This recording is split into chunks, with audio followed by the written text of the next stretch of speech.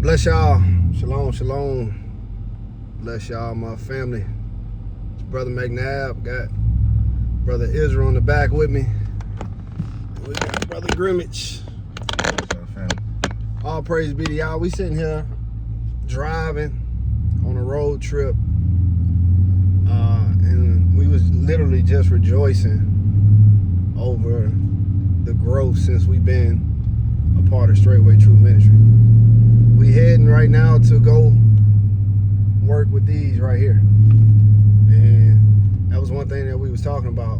When I first came to the ministry, I was 25 years old and I didn't know a damn thing. Had a college degree, living in the big city, had a bachelor pad, thought I, had everything going on, and then I came and I found a ministry and I found a man of Yah that was far greater than me in wisdom, knowledge, understanding, every aspect of life. And I was able to recognize that, and I thank Yah. And I've been able to sit at his feet and glean from him. And that's one thing we've been talking about, is just how much we've grown since we come into this truth. I'll tell y'all this, when I first came to the ministry, before I came to the ministry, I lived in Houston, Texas, and I had such a Christian mindset that I didn't own a weapon. I didn't own a gun at all. Can y'all believe that? I didn't own a weapon because I always had the mindset that if somebody came to do harm to me and I died, then it is what it is. Well, what such a foolish mindset. But because I've come to a ministry where there are men that are far greater than me, my mindset has changed, and now I've been able to train and be trained by men that have done this on an elite level. And what we were just saying just a couple of minutes ago is that a prideful man can't admit this. A prideful man can't admit that another man is greater than him and actually humble himself to submit to him and sit down at his feet. We were just saying, what's that? Sirach chapter 6. Read that. 36. Read that out loud. Sirach 6, verse 36. And if thou seest a man of understanding, get thee betimes unto him, and let thy foot wear the steps of his door. Said, wear out his doorsteps. So we've been accused of man worship.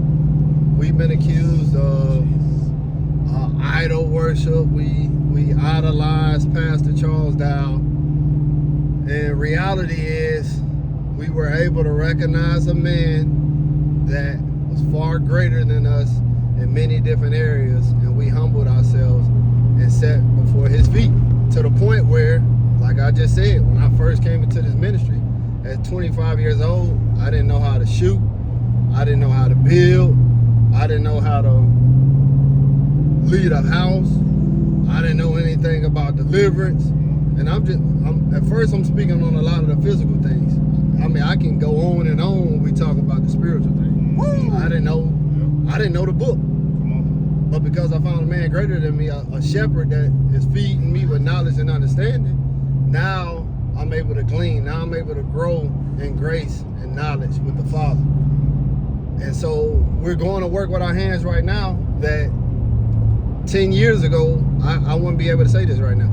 Because 10 years ago, I didn't have a clue on how to build.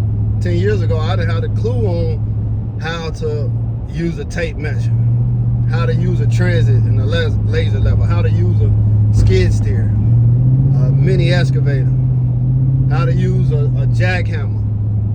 I didn't have a clue how to do any of these things. But because we found a man that was greater than us, we've been able to humble ourselves and glean from. What you got to say to that, Israel? Woo! You on fire. That's exactly what the book says to do.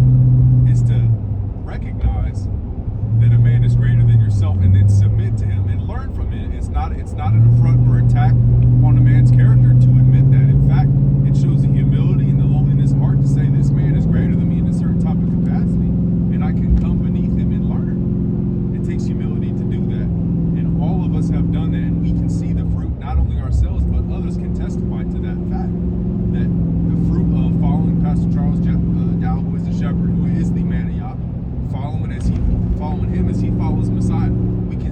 growth and the fruit from it, and it's undeniable. It's undeniable. The book says that the elders that rule well and labor and in doctrine and in teaching, they're worthy of double honor. Double.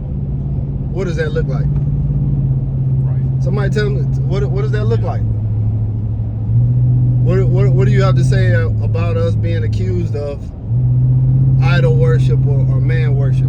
Because we are able to recognize a man that rules well and labors in word and doctrine, and we show double honor. What do you have to say about the accusations of idol worship?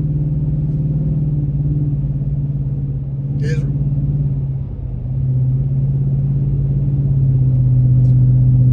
It's clearly an attack of Satan to try to put people in his crosshairs who are actually worthy of this amount of respect and honor, so that the others who see this example won't be affected and won't follow it. So, and that's exactly what it is. It's an attack of Satan trying to come in and disrupt the respect and the honor that's due to the man of Yah, that's due in the congregation, that's seemly for a man of age, and that is a man of wisdom that's led by example in word and in doctrine. It's just an attack of Satan to try to cause doubt in other people's minds, to cause confusion, and to get people to really, oh, you worshiping this man, you worshiping Pastor Dow, you worshiping this guy, you worshiping this elder. When in fact you're showing him the humility that the scriptures tell us to show, and the amount of honor and respect that's due. Satan, the enemy is all about dishonor, dysfunction, and disorder. So anytime that is going forth in righteousness, like you said, he's going to try to bring some type of attacks. He's going to try to, bring some type of accusation so that the dishonor or the honor and the functionality of the body won't be there. Because he's trying to bring dysfunction. That is what evil is. Evil is dysfunction. So if something is functional, if we're showing honor and reverence and double honor, as the word says, to those that are worthy of it, he's going to try to come and attack. The book tells us that if you smite the shepherd, the sheep are scattered. So he's going to come and try to attack the shepherd. What you got to say, girl? Y'all spot on, man. Y'all literally spot on.